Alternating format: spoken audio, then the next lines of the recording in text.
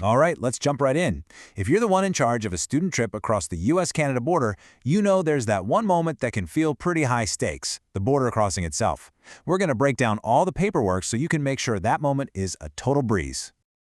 So just imagine it. You pull up to that customs booth, you've got a bus full of antsy, excited students behind you. The border officer hops on and says, "Let's see your documents." In that moment, are you feeling cool and collected, or is your heart doing jumping jacks? Well, the difference between panic and preparation is exactly what we're going to cover.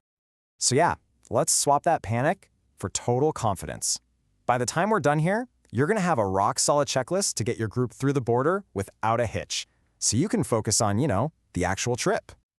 Okay, first things first. Section 1 is all about the absolute basics. These are the non-negotiables, must-have travel IDs that every single person on your bus needs. Students, chaperones, everybody.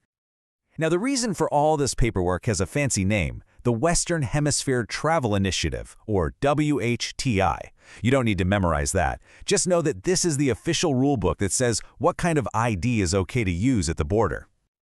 So, what does this rulebook say you need? Well, here are your three main choices. You've got the passport, which is really the gold standard. It works whether you're flying, driving, or taking a boat.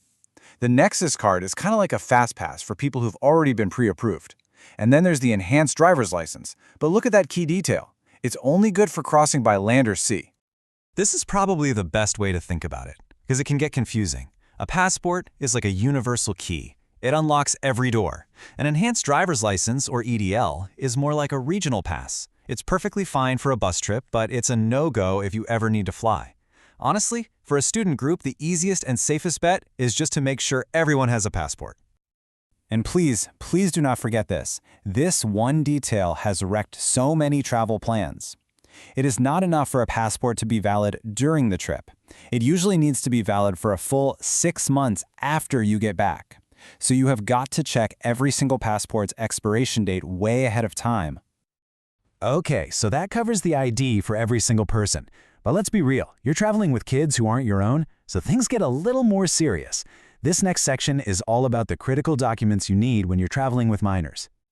You might look at the consent letter requirement and think, ugh, more red tape.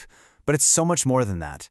Border officials are actively on the lookout for signs of international child abduction, and this letter is the #1 thing that proves every single student has permission from their parents or guardians to be with you. It's a huge deal. So, how do you make sure your letter is perfect? It's really just a simple 4-step process. First, draft the letter. Make sure you include all the key details, where you're going, the dates, and parent contact info. Then, get it signed by all the legal guardians. And finally, and you can't skip this, get it notarized. That official seal is exactly what border agents are looking for. Let's bundle this all up into what we can call your Minor's Document Toolkit. So for each student, you need that signed and notarized consent letter. It's also smart to have a copy of their birth certificate, just as a backup. And a group roster with everyone's full name, date of birth, and passport number. That one document can make the process go so much faster for a big group. Okay, awesome. You've proven who everyone is and that they have permission to travel. Now you just need to prove that the trip itself is legit.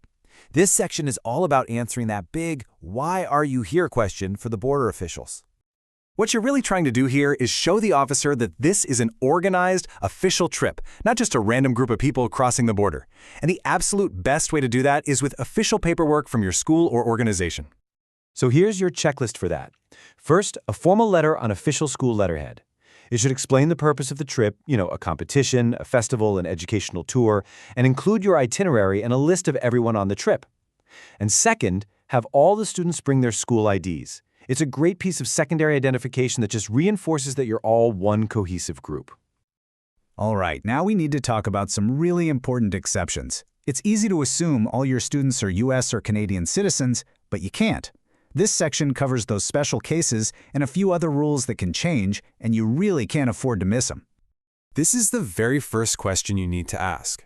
Do you have anyone in your group who holds a passport from a country that isn't the US or Canada? Because if you do, their requirements for crossing the border are going to be different. And listen, this is a big one.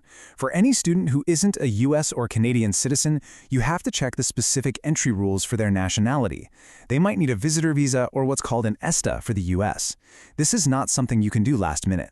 You need to get this sorted out weeks, maybe even months before your trip. And one last thing to keep on your radar: health regulations. Things are mostly back to normal, but rules can and do change, sometimes with very little warning. Your final homework assignment, right before you leave, should be to check the official US and Canadian Border Services websites. It literally takes 5 minutes and could save you a massive headache. All right, you've collected every single piece of paper you could possibly need. Now for the final section, your game plan for the actual day. These are the practical tips that will make all that preparation pay off with a super smooth crossing. Okay, tip number 1.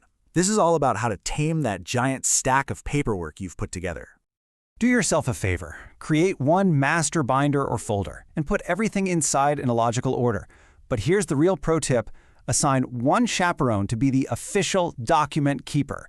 Just that one move can prevent that chaotic last-second scramble for a missing piece of paper when you're at the front of the line. And for our second tip, let's talk about that moment of truth when you are face-to-face with the border officer. Do one last sanity check and make sure the names on all the documents match perfectly. Passport, consent letter, the whole shebang. Even a tiny typo can cause a delay. And then just be ready to clearly state why you're there. A simple, confident, "We're the Northwood High School Band and we're traveling to a competition in Toronto" is absolutely perfect. And just like that, by following these steps, you've turned the border crossing from a huge source of stress into just another simple step on your journey. The paperwork's handled, the anxiety's gone, so the only real question left is, with all that out of the way, what incredible things are your students about to go discover?